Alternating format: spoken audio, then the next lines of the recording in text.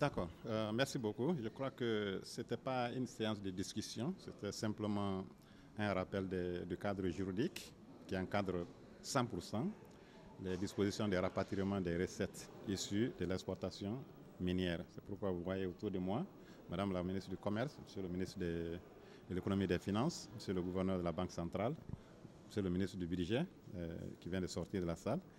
Donc c'était le lieu pour nous de rappeler que les articles 184 et 185 du Code minier sont très clairs du rapatriement de 100% des recettes issues de l'exploitation minière. Toutefois, le gouvernement guinéen, dans ses efforts de démontrer que nous restons encore une destination de préférence pour les miniers, nous avons voulu commencer que ça soit 50%. Et ceci doit commencer effectivement au plus tard le 31 août de cette année. Il s'agissait donc de rappeler aux sociétés minières, puisque près de 90% des exportations de notre pays viennent malheureusement ou heureusement du secteur minier. Et il s'agissait là de commencer par ce secteur-là. Mais avant cela, retenez que les discussions n'ont pas commencé aujourd'hui. Monsieur le gouverneur de la Banque centrale est en contact permanent avec ces miniers depuis septembre de l'année dernière.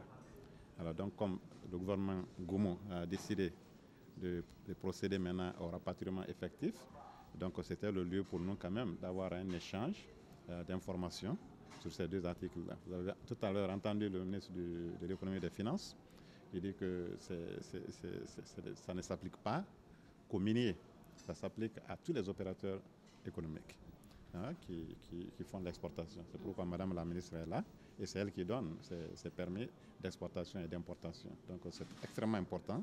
L'État guinéen dispose de tous les moyens, je dis bien de tous les moyens, mais nous voulons continuer à jouer dans cette optique de rappel, de simple rappel, et nous pensons que les sociétés minières doivent quand même respecter ces deux articles du Code minier.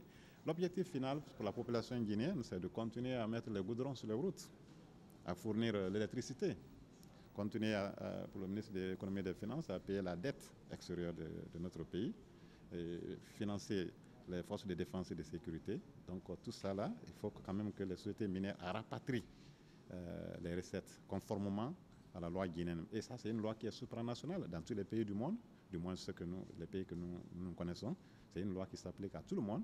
Et pour la population guinéenne, ça permettra quand même au gouvernement, au pôle financier, de s'assurer que l'augmentation inacceptable du prix des denrées de première nécessité ne soit pas là. C'est effectivement ça le résultat final, de contrôler les prix sur les marchés pour le moment qui vont dans les marchés pour acheter du riz, de l'oignon, du concombre et autre chose. C'est ça le résultat final. Maîtriser le prix pour la population guinéenne et s'assurer que les routes sont goudronnées et les services sociaux de base sont donnés à la population guinéenne. Je vous remercie.